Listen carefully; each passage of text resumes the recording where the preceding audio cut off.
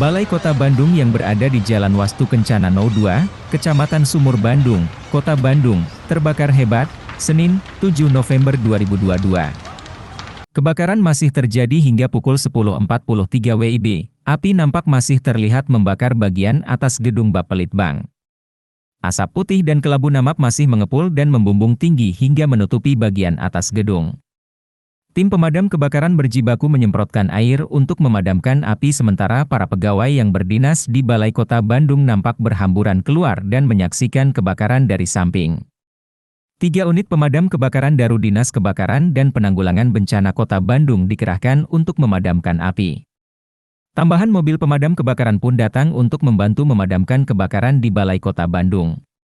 Hingga berita ini diturunkan, api masih nampak membakar bagian atas gedung.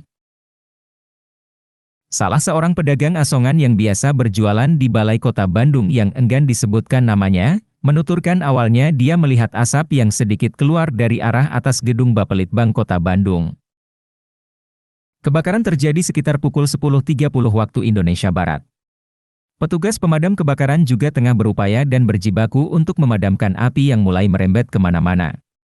Saat kebakaran terjadi, pegawai yang ada di dalam gedung Bapelitbang pun berhamburan keluar ke arah Jalan Aceh. Saat ini, kondisi cuaca pun turun hujan dan petugas pemadam masih berupaya memadamkan api.